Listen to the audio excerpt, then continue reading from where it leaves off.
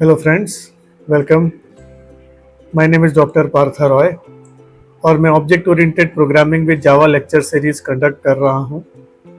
आज के लेक्चर में हम लोग एब्स्ट्रैक्ट क्लास के बारे में इंफॉर्मेशन गैदर करेंगे और हो सके तो इंटरफेस के बारे में भी एडिशनल इंफॉर्मेशन गैदर करेंगे। So what is an abstract class? Abstract class जो है वो एक नॉर्मल क्लास जैसी होता है, लेकिन उसमें कुछ रेस्ट्रिक्शंस होते हैं।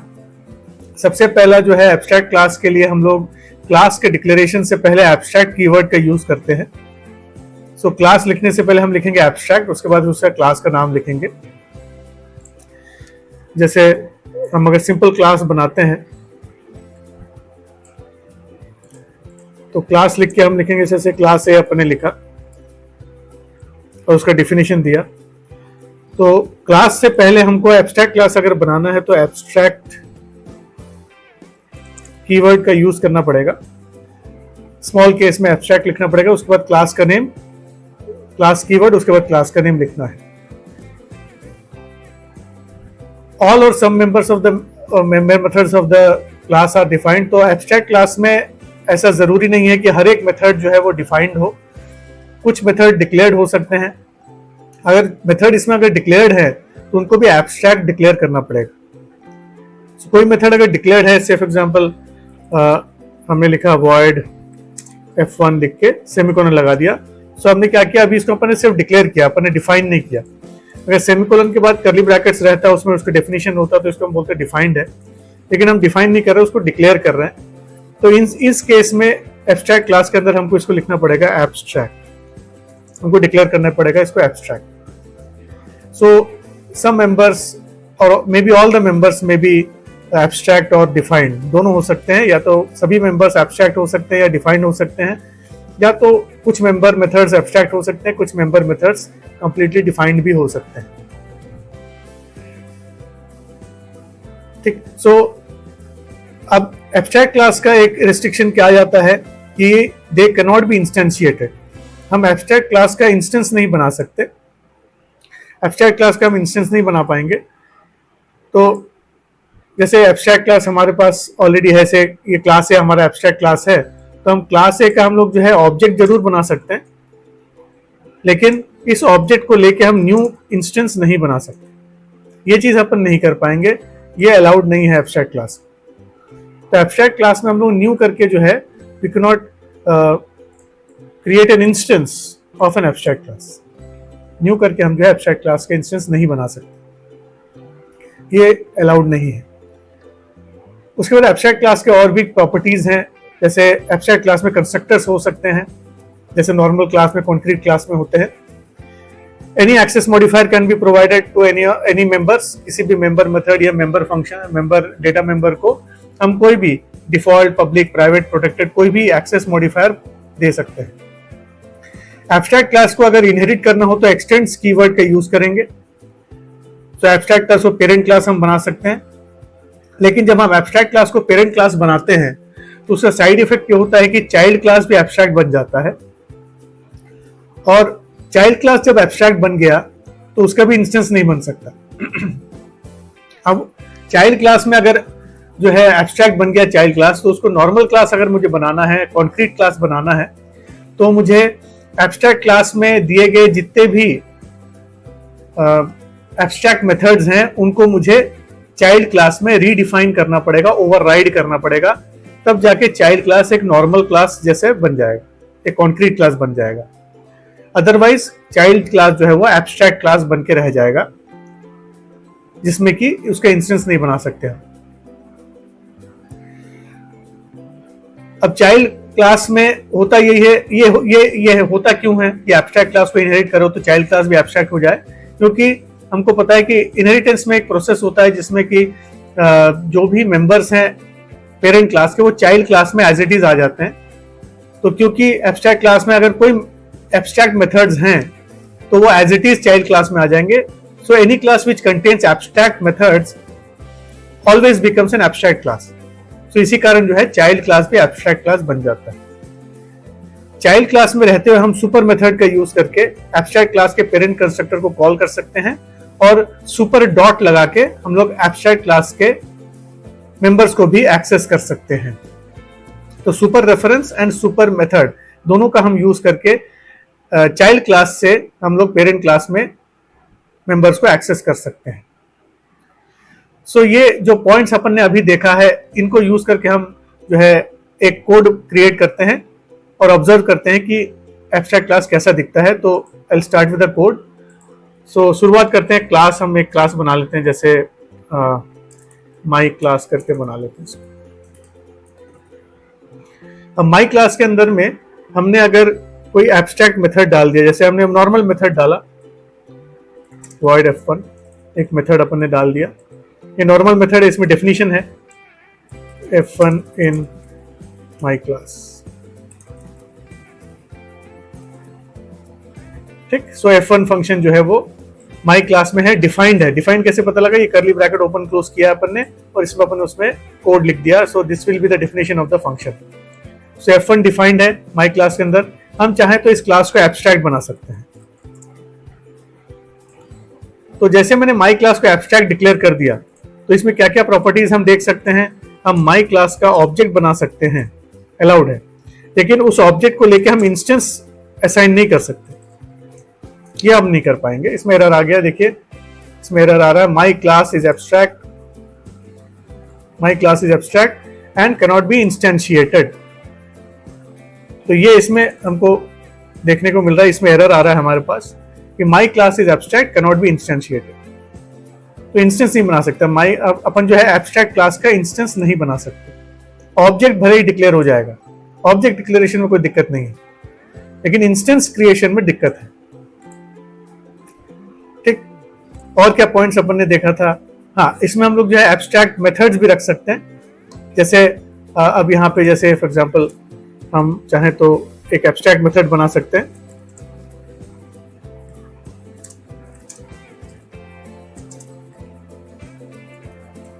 So this becomes an abstract method, जहां पे हमने डेफिनेशन नहीं दिया, सिर्फ डिक्लेरेशन दिया है। ठीक, सो डिक्लेरेशन में हम क्या करते हैं, सेमीकोलन लगा के उस लाइन को टर्मिनेट करते हैं, उस स्टेटमेंट को टर्मिनेट करते हैं। तो यहाँ पे void f2 हमने जो लिखा है, इसका कोई डेफिनेशन नहीं है, कोई बॉडी नहीं है, इसलिए f2 जो है वो एब्स्ट्रैक्ट फंक्शन, एब्स्ट्रैक्ट मेथड बन चुका है।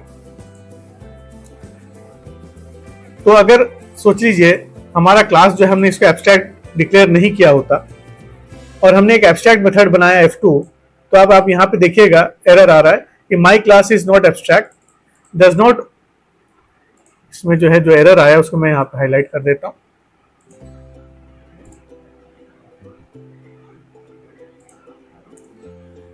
एरर क्या आया? जो माई क्लास है इज नॉट एब्स्ट्रैक्ट, क्योंकि हमने इसमें एब्स्ट्रैक्ट डिक्लेरेशन हटा दिया है। Does not override abstract method f2 in my class.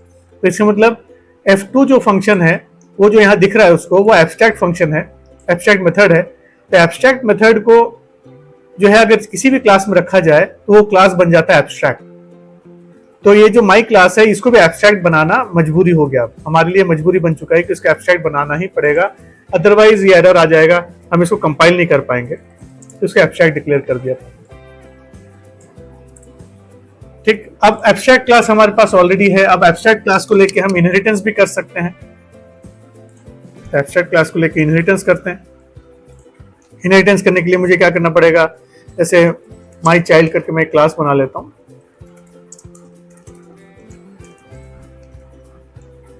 X tends keyword use करके मैं माई क्लास को इसका पेरेंट क्लास बना देता हूं। ठीक, so my class is now the parent class of my child. अब इसमें एरर आ गया। एरर क्या आ रहा है? देखिए वो सेम एरर आ रहा है, my child is not abstract, does not override the abstract method f2। ये जो एरर है ये इसमें भी आने लग गया। ठीक है, ये एरर इसमें भी आ रहा है जो अभी अपन देख रहे थे। कारण क्या हुआ? द सिंपल रीजन इज ये जो दोनों मेथड्स हैं, ये दोनों मेथड्स ये प्राइवेट नहीं है, प्राइवेट मेथड्स नहीं है, ये सब डिफॉल्ट स्पेसिफायर वाले मेथड्स हैं। तो ये इसमें अपने आप ही आ जाते हैं। क्यों आ गए? क्योंकि इनहेरिटेंस हो रहा है। तो f1 और f2 ये दोनों मेथड्स जो हैं वो इनहेरिट होके चाइल्ड में आ गए। हमको दिख नहीं रहा लेकिन आ चुके हैं, क्योंकि चाइल्ड में आने के बाद f1 तो ठीक है, वो तो डिफाइंड है, उसमें कोई दिक्कत नहीं है, लेकिन f2 जो है एब्स्ट्रैक्ट है। क्योंकि एक एब्स्ट्रैक्ट मेथड माई चाइल्ड के अंदर आ चुका है तो माई चाइल्ड भी एब्स्ट्रैक्ट बन गया, तो मुझे इसको एब्स्ट्रैक्ट डिक्लेयर करना ही पड़ेगा। ठीक, लेकिन अब इसको एब्स्ट्रैक्ट अगर डिक्लेयर कर दे तो माई चाइल्ड का भी इंस्टेंस नहीं बना सकते। जैसे माई क्लास का हम इंस्टेंस बना रहे थे तो एरर आ रहा था, वैसे माई चाइल्ड का भी इंस्टेंस नहीं बन सकता। अगर माई चाइल्ड का इंस्टेंस बनाना है तो मुझे ये एब्स्ट्रैक्ट कीवर्ड यहां से हटाना पड़ेगा। अगर मुझे एब्स्ट्रैक्ट कीवर्ड यहां से हटाना है, इसको कॉन्क्रीट क्लास बनाना है, तो ये जो एब्स्ट्रैक्ट मेथड F2 है उसको यहां पे मुझे ओवरराइड करना पड़ेगा, इसको मुझे ओवरराइड करना पड़ेगा, इसमें इसको डेफिनेशन देना पड़ेगा। ठीक, इसे डेफिनेशन देना पड़ेगा। अब देखिए कोई एरर नहीं है, कहीं कोई एरर नहीं है। अभी हम माई चाइल्ड का इंस्टेंस बना सकते हैं, इसमें कोई दिक्कत नहीं आएगा। तो माई चाइल्ड का हम जो है ऑब्जेक्ट बना रहे हैं, OB2 इक्वल टू करके नया इंस्टेंस बना रहे हैं माई चाइल्ड। ठीक, अब माई चाइल्ड का हेल्प लेके हम कौन से मेथड्स को कॉल कर सकते हैं, F2 मेथड को कॉल कर सकते हैं, और ये F1 मेथड जो इनहेरिट होके आया है इसको भी कॉल कर सकते हैं। तो OB2.F1 कॉल कर सकते हैं, OB2.F2 भी कॉल कर सकते हैं। ये दोनों मेथड्स को हम कॉल कर सकते हैं। देखिए रन करके देखते हैं, आउटपुट मिलेगा। आउटपुट विंडो पे ऑब्जर्व करें, देखिए F1 और F2 दोनों फंक्शन जो है वो कॉल हो गया। F1 फंक्शन जो है वो माई क्लास का जो है जो पेरेंट क्लास है, और F2 फंक्शन चाइल्ड क्लास का मेथड है। ये दोनों फंक्शन जो है वो कॉल हो चुके हैं, मेथड्स दोनों कॉल हो चुके हैं। तो हमने एब्स्ट्रैक्ट क्लास के कुछ प्रॉपर्टीज को टटोल के देखा। अब यहाँ पे एक और हमने प्रॉपर्टी यहाँ पे देखा था एब्स्ट्रैक्ट क्लासेस में कि सुपर कीवर्ड का हम यूज कर सकते हैं। तो एब्स्ट्रैक्ट क्लास में जैसे यहाँ पे हम लोग कंस्ट्रक्टर बना सकते हैं एब्स्ट्रैक्ट क्लास का। तो माई क्लास करके मैं कंस्ट्रक्टर बना लेता हूँ, कंस्ट्रक्टर।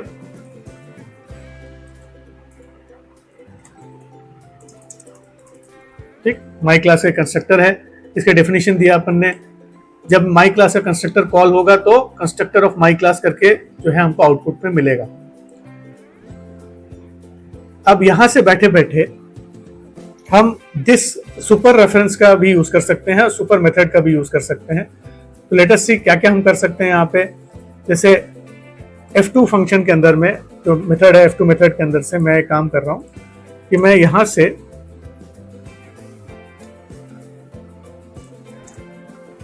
सुपर रेफरेंस का यूज करके F1 फंक्शन को कॉल कर रहा हूं।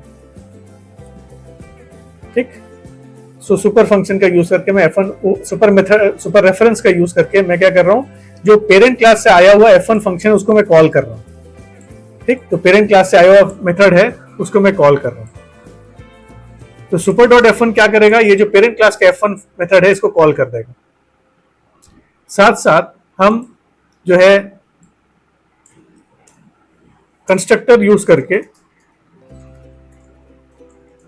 हम चाहें तो सुपर ब्रैकेट्स यूज करके जो पेरेंट क्लास का जो कंस्ट्रक्टर है माई क्लास, उसके हम जो है कंस्ट्रक्टर को कॉल कर पा रहे हैं। ठीक है, कि जो माई क्लास करके जो कंस्ट्रक्टर हमने बनाया था ये यहां से कॉल हो जाएगा। तो ये प्रॉपर्टीज हैं एब्स्ट्रैक्ट क्लास की, तो इसको हम रन करके भी देख लेते हैं।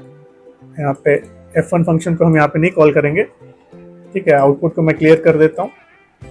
तो अब जो है हमने माई क्लास का ऑब्जेक्ट बनाया, इंस्टेंस क्रिएट किया माई चाइल्ड का इंस्टेंस क्रिएट किया।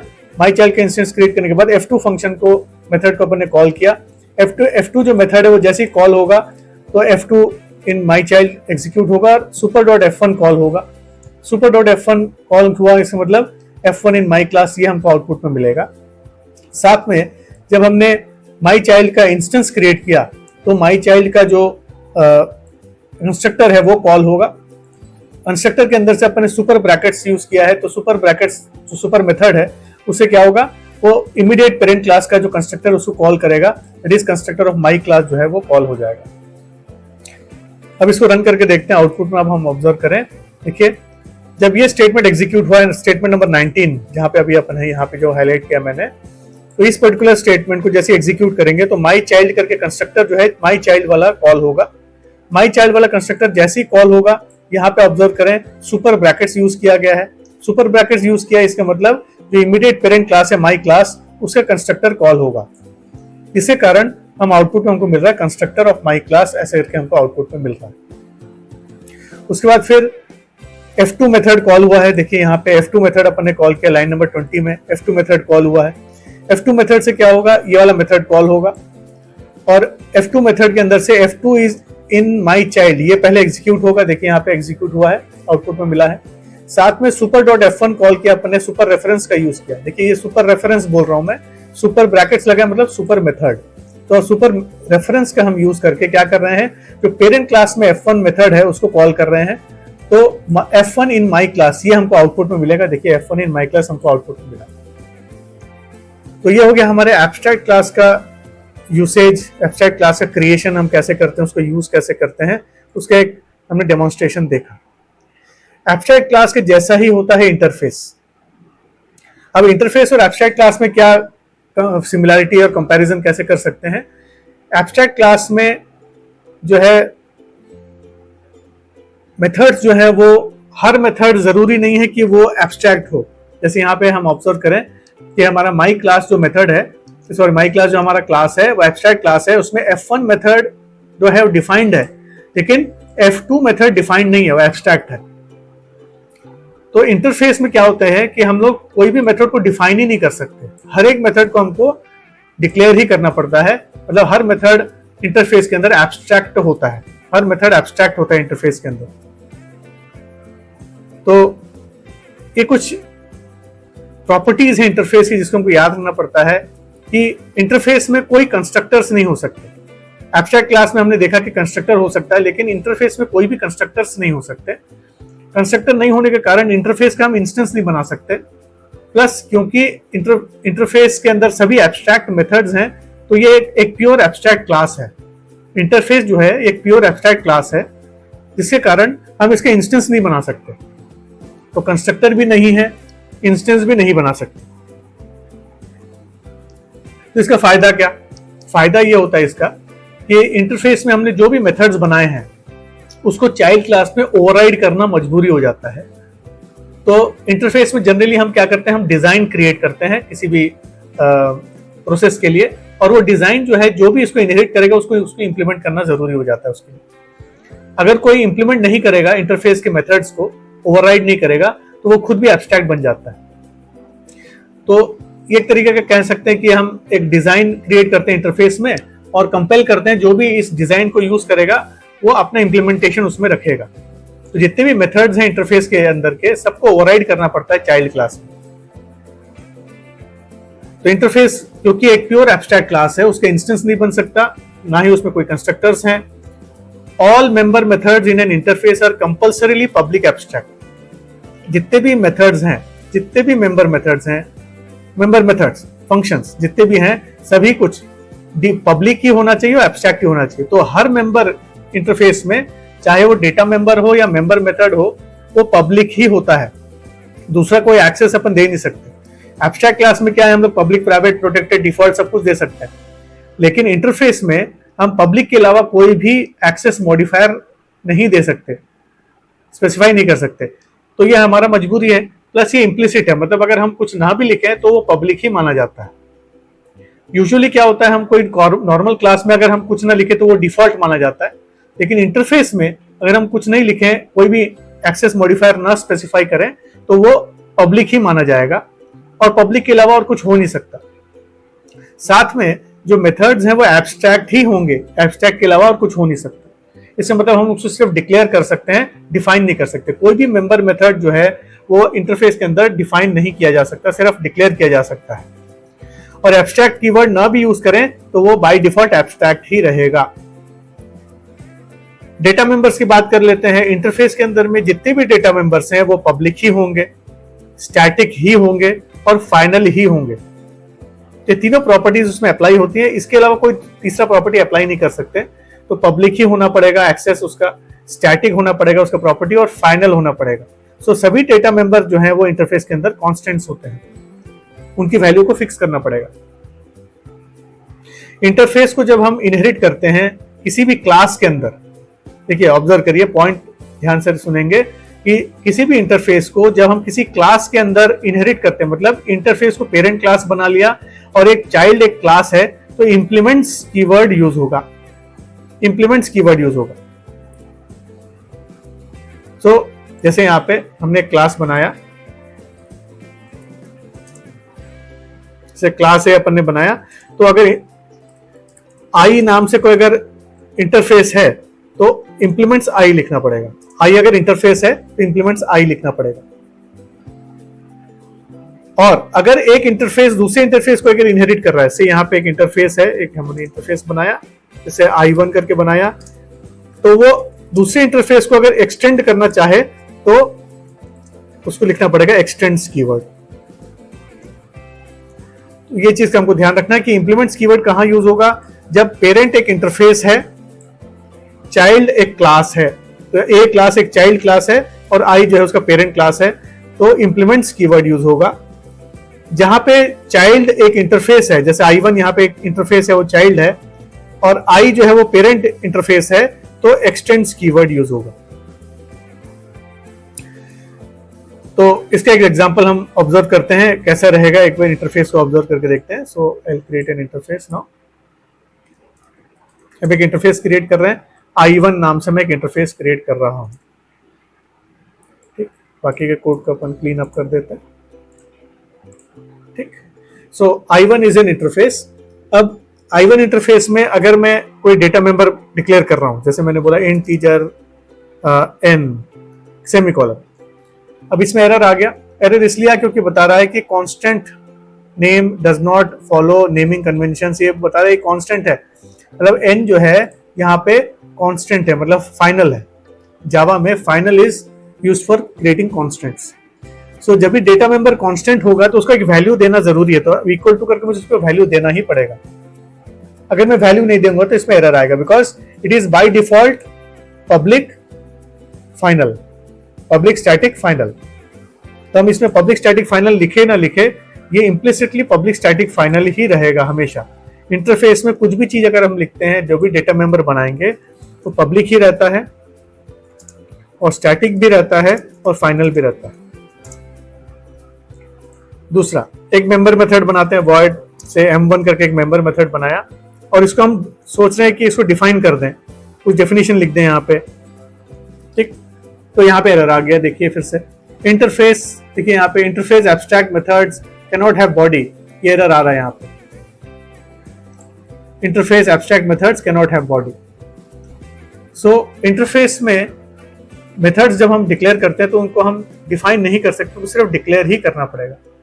तो हम चाहे मेंशन करें ना करें, जो मेंबर मेथड्स होंगे वो पब्लिक ही होंगे, एब्स्ट्रैक्ट ही होंगे। ठीक है, तो ये इस प्रकार से बनेगा, और उसको हम एब्स्ट्रैक्ट है तो डिफाइन नहीं कर सकते। ठीक, अब इनहेरिटेंस की बात, अब यहाँ पे देखिए कंस्ट्रक्टर बनाने की कोशिश करते हैं, उसमें भी एरर आएगा। जैसे I1 का कंस्ट्रक्टर मुझे बनाना है, तो ये I1 का कंस्ट्रक्टर बनाने नहीं देगा, बोलेगा इनवैलिड मेथड डिक्लेरेशन। तो ये मतलब कुल मिला के आप कंस्ट्रक्टर नहीं बना सकते। ठीक है, ये आप नहीं कर पाएंगे।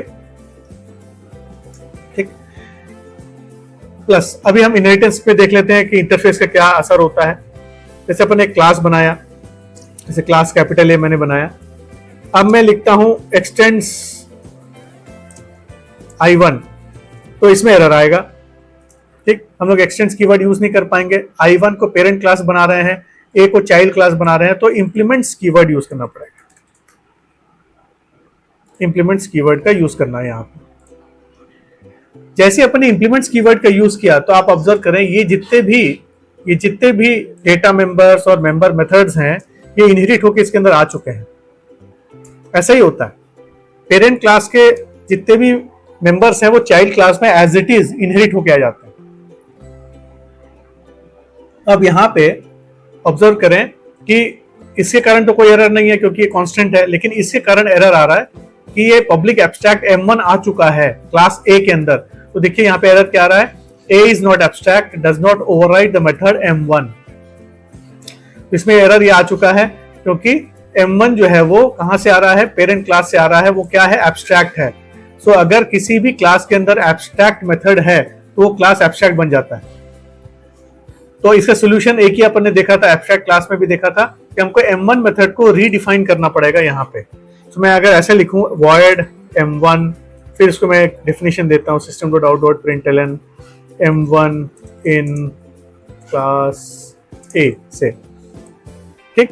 इसको करने के बाद भी इसमें एरर आ रहा है। देखिए एरर क्यों आ रहा है, क्योंकि ऑब्जर्व करें जो यहाँ पे M1 मेथड है उसका मॉडिफायर है पब्लिक, लेकिन हमारे M1 का मॉडिफायर क्या है, डिफॉल्ट है यहाँ पे, क्योंकि अपन ने स्पेसिफाई नहीं किया तो डिफॉल्ट बन जाता है। क्लास के अंदर हमने कुछ भी बनाया बिना स्पेसिफायर के, एक्सेस स्पेसिफायर के, तो वो एक्सेस अपने आप डिफॉल्ट हो जाता है। इंटरफेस में वो एक्सेस पब्लिक होता है।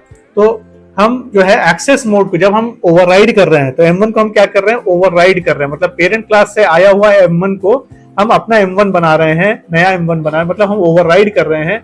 जब हम ओवरराइडिंग करते हैं तो एक्सेस स्पेसिफायर जो पेरेंट में होता है, जैसे यहाँ पे पब्लिक है, वो चाइल्ड में पब्लिक ही हो सकता है, प्राइवेट प्रोटेक्टेड नहीं हो सकता। कारण क्या है कि एक्सेस जो है वो लिबरल होना चाहिए, कंस्ट्रिक्टेड नहीं होना चाहिए।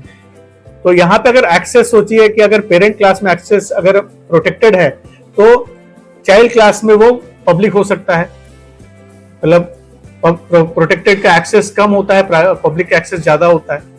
सिमिलरली अगर पेरेंट क्लास में अगर डिफॉल्ट है तो नीचे में डिफॉल्ट हो सकता है, चाइल्ड क्लास में या तो डिफॉल्ट से ज्यादा एक्सेस जैसे प्रोटेक्टेड या पब्लिक हो सकता है। लेकिन अभी यहाँ पे पेरेंट क्लास में M1 मेथड का जो एक्सेस स्पेसिफायर है वो पब्लिक है, तो नीचे में आने के बाद ओवरराइड अगर हो रहा है तो पब्लिक से ज्यादा या पब्लिक एक्सेस मोड दिया जा सकता है। तो पब्लिक से ज्यादा तो कोई लिबरल है ही नहीं, तो सिर्फ पब्लिक सबसे ज्यादा लिबरल होता है, एक्सेस जो होता है सबसे ज्यादा लिबरल होता है, तो पब्लिक एक्सेस ही यहाँ पे देना पड़ेगा। डिफॉल्ट एक्सेस या प्राइवेट प्रोटेक्टेड कोई भी एक्सेस यहाँ पे अपन नहीं दे सकते, क्योंकि पेरेंट से आया हुआ जो भी है वो पब्लिक है, तो पब्लिक एक्सेस देना पड़ेगा। अब ये M1 मेथड जो है वो नॉर्मल मेथड बन चुका है और क्लास A मेरा कॉन्क्रीट क्लास बन चुका है, ठीक।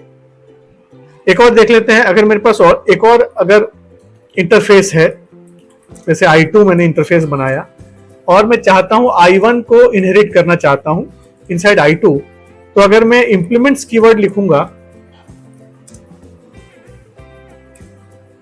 तो इसमें एरर आ जाएगा, ठीक। इंप्लीमेंट्स कीवर्ड यूज नहीं कर सकते, यहां पे हमको यूज करना पड़ेगा एक्सटेंड्स। तो इंटरफेस को अगर इंटरफेस में इनहेरिट करना है तो एक्सटेंड्स, इंटरफेस को अगर चाइल्ड में इनहेरिट करना है तो इंप्लीमेंट्स, ठीक। सो ये अपन ने ऑब्जर्व किया। अब यहाँ पे हम जो है जैसे M1 मेथड में मैं थोड़ा सा और चेंजेस हम कर देते हैं, little bit of changes will do, ठीक है। इसमें n का वैल्यू को भी अपन दिखा देते हैं, ठीक। n कहां से आया है, n is coming from the parent class, I1 से आ रहा है, n का वैल्यू यहाँ पे 100 मिलेगा। अब हम ऑब्जर्व करते हैं I1 का ऑब्जेक्ट बनाया तो इसमें कोई एरर नहीं है, लेकिन इसी ऑब्जेक्ट को अगर इंस्टेंस बनाने का कोशिश करें तो इसमें एरर आ गया। देखिए इसमें एरर आ चुका है, I1 is abstract cannot be instantiated, ये एरर आ रहा है यहाँ पे, I1 is abstract cannot be instantiated, so instance नहीं बना सकते, ठीक। क्लास A का हम ऑब्जेक्ट बना सकते हैं और उसके इंस्टेंस भी बना सकते हैं, क्योंकि अभी क्लास एक कॉन्क्रीट क्लास है। अब इसका हेल्प लेके हम जो है M1 फंक्शन को कॉल करेंगे, ठीक। सो M1 फंक्शन को रन करते हैं। सो M1 इन क्लास से लिख के आ रहा है और n का वैल्यू जो है वो इनहेरिट होके जो आया है पेरेंट क्लास से, n का वैल्यू 100 हमको यहाँ पे आउटपुट में मिल रहा है। So this was the information related to interface and abstract classes. So I hope ये वीडियो यूजफुल रहा है सबके लिए। Thank you so much for watching.